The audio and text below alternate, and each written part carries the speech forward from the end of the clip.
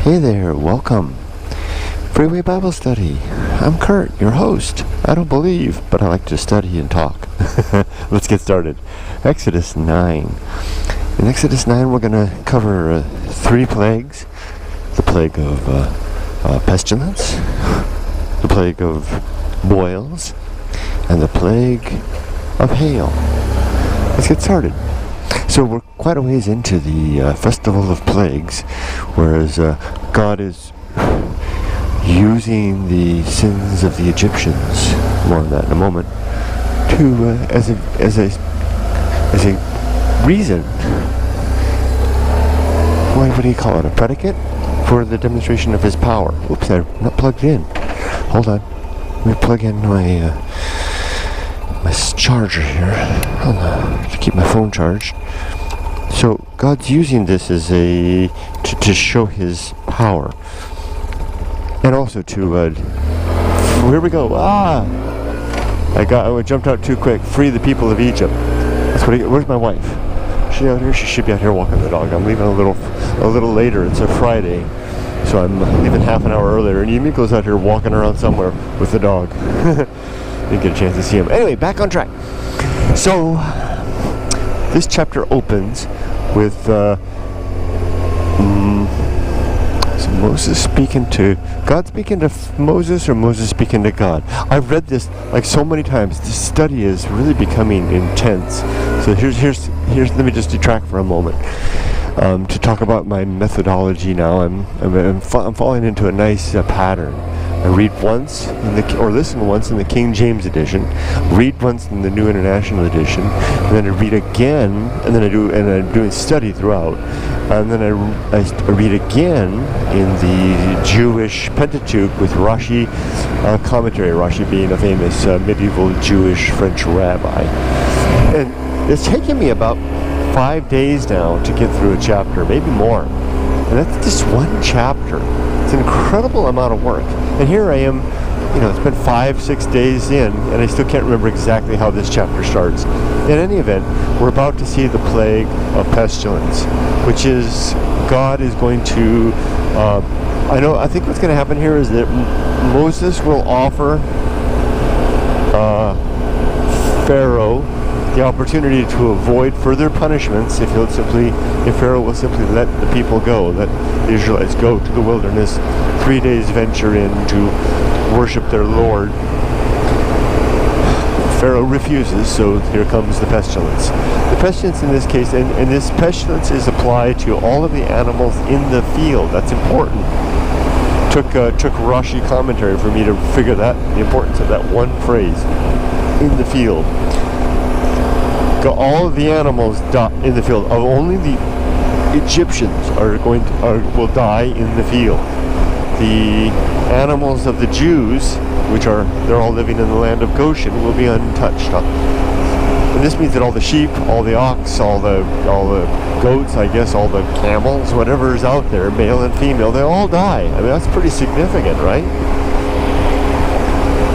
When the night after this happens, the day after this happens, Pharaoh, asks for his officials for an accounting, and they say, "Yep, indeed, they all died, but not one of the Jewish animals died." So he calls Moses and Aaron and says, "What is this?" And Moses and Aaron say, "We warned you. This is what God said He'd do if He didn't let the people go."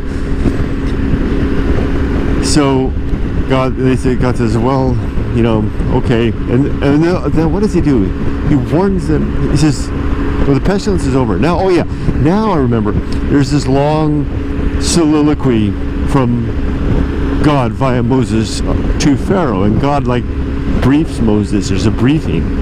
God takes Moses aside and says, "Now listen, I want you to go to Pharaoh, you and Aaron, and I want you to say the following." And he says this long thing. I mean, we've heard it before, right? It's like, "I am the Lord God of the Israelites. I'm the powerful. I will do all these things, and I will bring now a plague of boils upon you if you don't let the people go. And know you that I am the God, that I am Lord, I am powerful. I brought you up." He's talking to Pharaoh now. This is important. He says, "I brought you up in order that I may demonstrate, I'm paraphrasing, in order that I may demonstrate my power and my wonders, and that my name might be known across the face of the earth unto all the people. I think that's a pretty good paraphrase, because I just was studying that one this morning. Think about that for a second. God's basically fessing up. He's saying, I raised you, the Pharaoh and the Egyptians, in such a way that I would have justification and a cause to do my 10 plagues. He doesn't say the 10 plagues explicitly, but he says that I may do my works, my wonders, so that my name might be known. Isn't that God just taking responsibility, credit, owning the cause, the reason for the plagues? Doesn't he just then release Pharaoh and the Egyptians from guilt of their sins? Because he's the one that's doing it. That's a significant thing. And nothing from Rashi about that. Rashi's becoming my go-to guy. I mean, if anybody's going to know the Old Testament, it's the Jews. And the Jewish people have placed a lot of credence and a lot of responsibility and authority, so if I may use that word, on what Rashi has to say. And here Rashi has nothing to say about this, at least nothing in the commentary that I read. So I'll just dwell on that for a moment, if I will. God is responsible for the sins of the Egyptians, so that he would have a pretext to exercise the plagues and demonstrate his power and will. Wow! That just brings all kinds of questions related to free will and the sins of man and God's motivations, and the whole kit and caboodle. What else is he doing? What else is he doing unto humanity that might cause us to suffer by way of his great plan for his own glory? What kind of deity is that operates that way? What kind of deity is it that operates with the end being his own glory, his or her own glory? So anyway, after the end of this long briefing, Moses goes off, and I guess he says the same thing that God said to him, or he tells Aaron to do so. I mean, so God whispered in Moses' ear, who then whispers in Aaron's ear, who then speaks to Pharaoh. God, don't we have a bit of a telephone game here? Maybe that's the problem. Maybe Pharaoh's not getting the message right because we're playing the telephone game, and the message is getting distorted along the way. Who knows? Well, anyway, so God, Pharaoh doesn't listen, and now come the plague of boils, and Moses is given explicit instructions, and it's Moses who does the work this time, not Aaron. Moses is to take, apparently and this is where the interesting Jewish commentary goes into such extraordinary detail. I mean, it's almost astonishing detail. It's like, it blows my mind. For example, okay, here's a good example. Okay, and I'll get to another one later if I can remember, about the hailstones and the Jewish rabbis debating about how the young wheat could have survived. But anyway, so at this point he says Moses is to start up the plague of boils. He is to take a double handful of cinders from the oven into a single hand. Now just think of that. How do you take up a double handful of cinders in a single hand? So miracle one, bang, right there. Okay, I mean, this is what Rashi's commentary says. Rashi says that's a miracle, because then the rationale for that is that because he's got to hurl the cinder, he's going to be told to hurl the cinders into the air so that they will distribute and fly all about Egypt.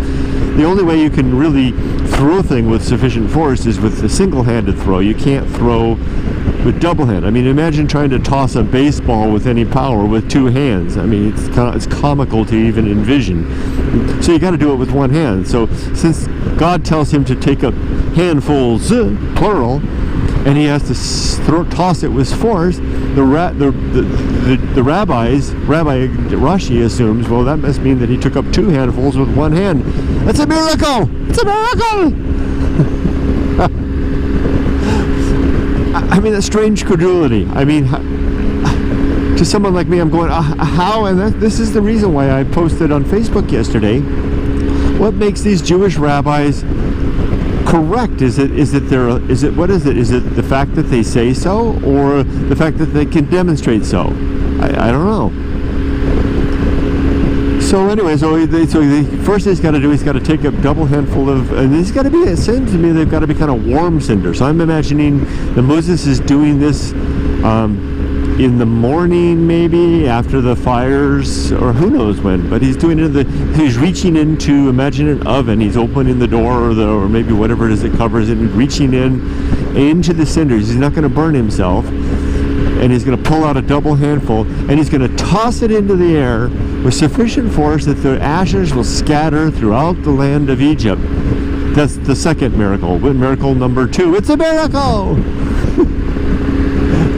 And they will scatter all throughout the land of Egypt. And there was the third miracle, but I can't remember what it was. And these are, I'm making this dramatic it's a miracle thing because that's what Rashi was saying. Miracle 1, miracle 2, and miracle 3. So there are lots of miracles in this whole thing of spitting the ashes. So, or maybe I'm confusing that miracle with the fire hail that's to come. That third miracle, maybe that's it. So anyway, so picture that again. Moses reaches in, grabs a double handful, tosses it into the air with his hand.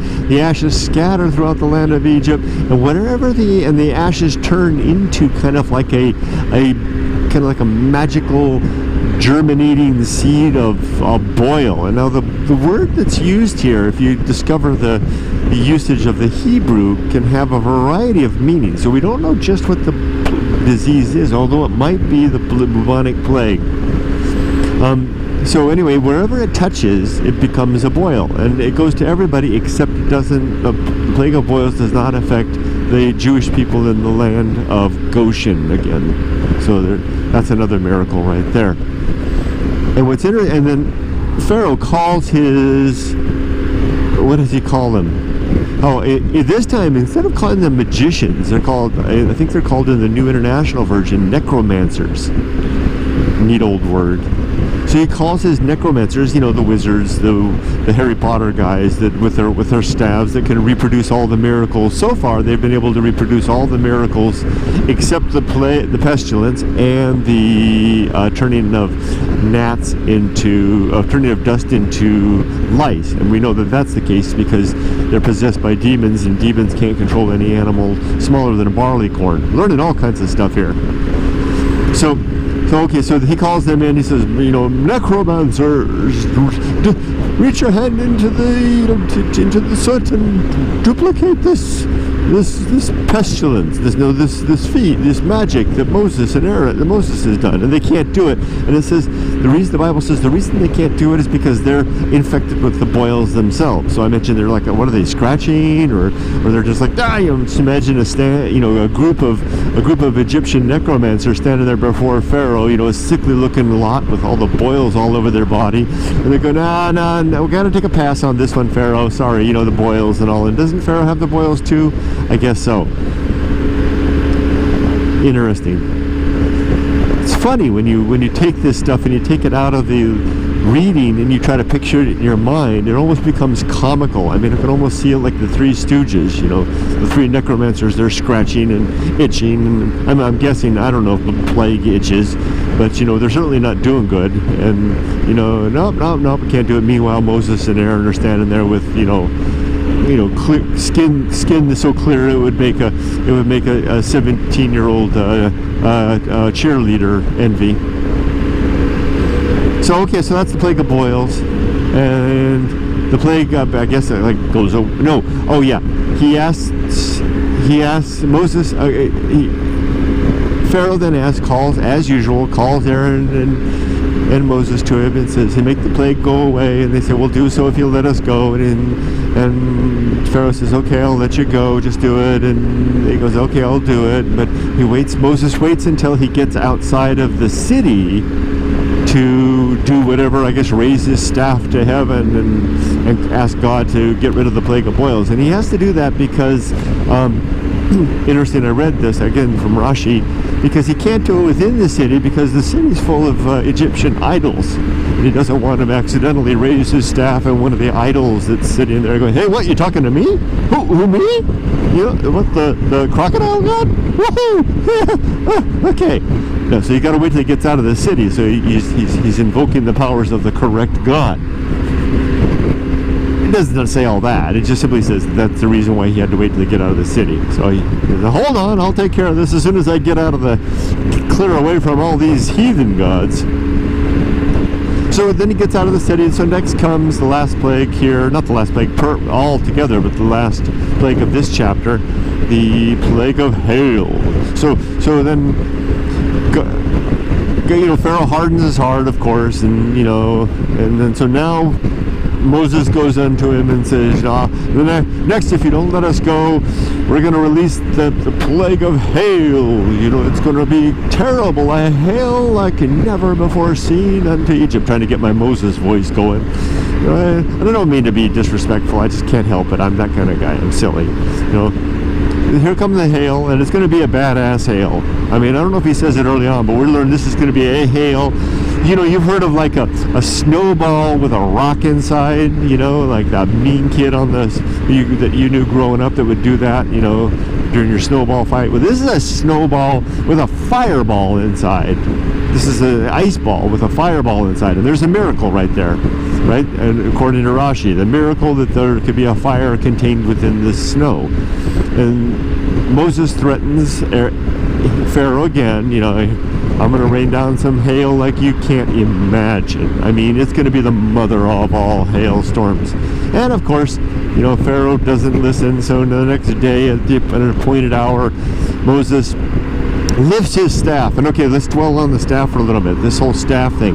My research revealed that in the Near East, using a staff to invoke the power of a god was a very common thing. Let's not forget that all the Egyptian pharaohs had lots of staves, I guess that's the plural, and it was a symbol of their power. And there's at least two stories that I was able to uncover of mortals being given staves by gods who could then wield that stave as a source of power. Now, I just immediately thought of Harry Potter and the magic wand. I mean, isn't that just a small staff, right? And so you can use it. So this is a motif that is common in Near Eastern culture, not just with the Jewish tradition, but with other religions as well. Lots of examples. Well, at least two that I found. So I guess two is lots. So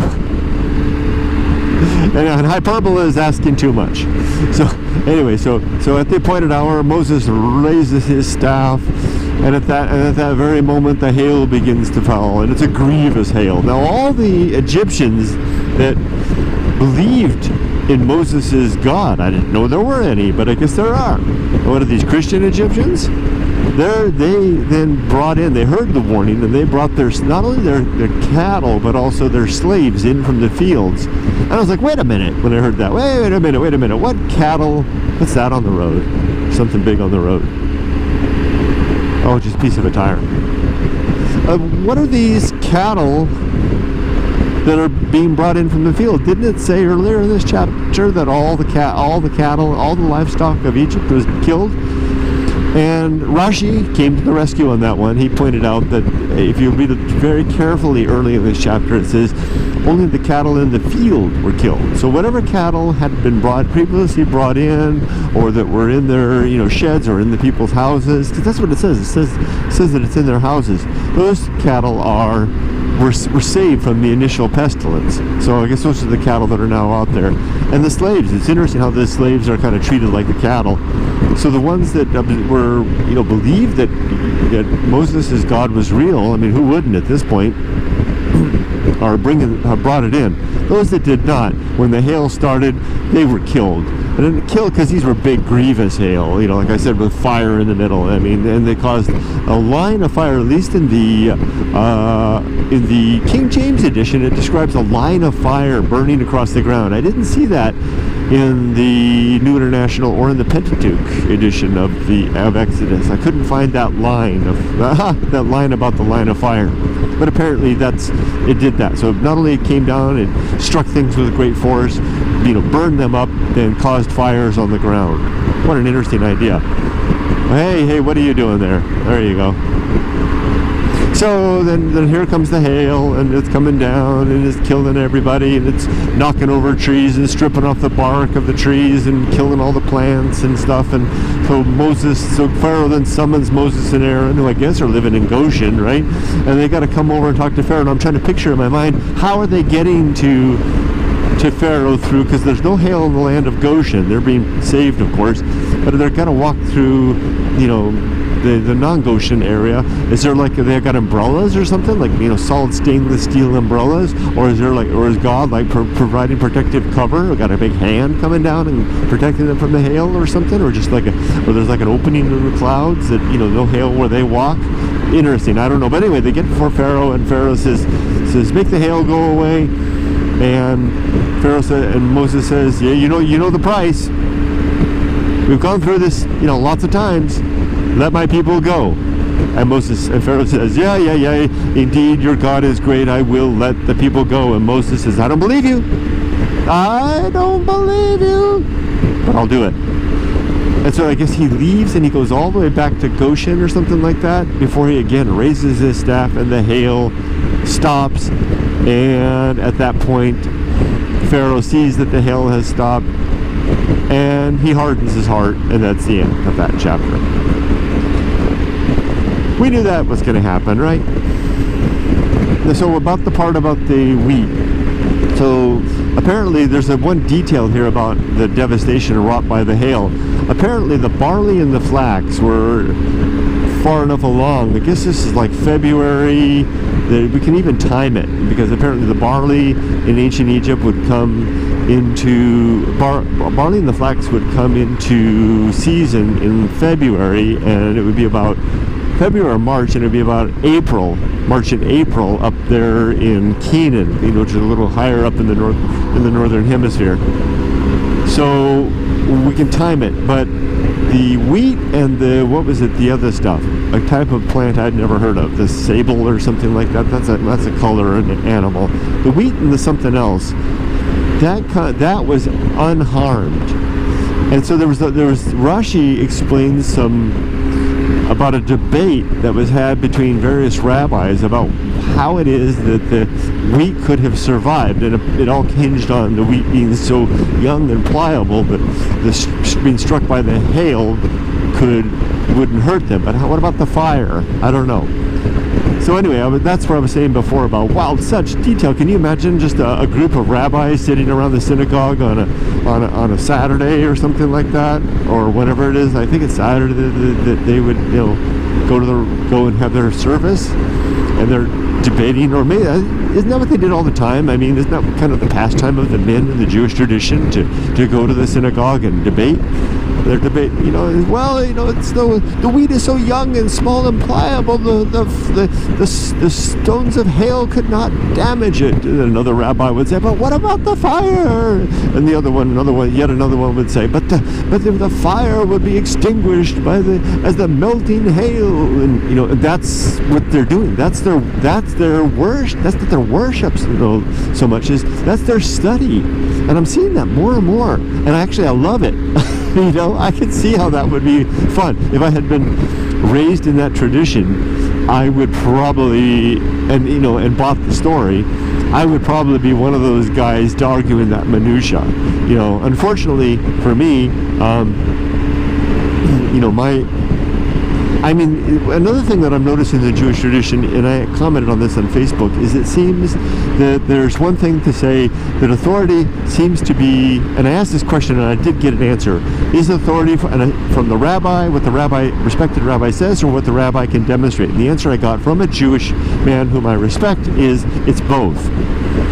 And unfortunately for me, I can't go, it's got to be what can be demonstrated far more than what is said. Authority is meaningless without demonstration. So I don't care if you're Sir Isaac Newton, if you come up with a proclamation that you can't readily demonstrate is true, find an experiment that shows that is true, or some historical evidence to show that it's true, then you might as well, it's conjecture. It seems to me that in the Jewish tradition, a strong argument alone, or the authority and the respect that we would hold for the person uttering the sentences, seems to sometimes carry a lot of weight. So I'm like this because of the way I was raised, my experience, my education, and the like. I like to consider myself an empiricist. Maybe if I was raised differently, then so as an empiricist, so to speak, I wouldn't. Those debates would always fall apart, because I'd be like, well, show me the beef, right? And then they wouldn't be able to show me how that a demon can't control anything smaller than a barley corn, and I'd be like, this is all nonsense. I got better use of my time. Versus if I was like, wow, well, Rabbi Shmuley, and I'm making that name up. I don't mean to sound disrespectful. It just sounds like a name that might be a Jewish name. Rabbi Shmuley. And again, I don't. Okay, Rabbi Rothenberg, because my grandfather was a Jew, and that was his name.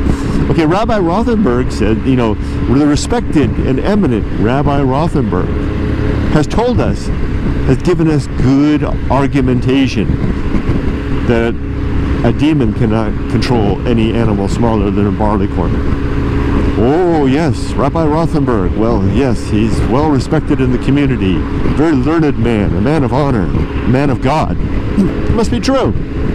Yeah, I can't go there. Sorry. Woohoo! Okay, well, that's probably enough. Imagine if my grandfather had been Rabbi Rothenberg. I wish he'd lived long enough for me to actually talk with him about this stuff. I know he would have enjoyed this stuff. My mom says that he enjoyed going to the synagogue. Okay. Talk to y'all later. Have a great day. Make it a good life. Make it a good life. Take care. Bye bye. See you next time.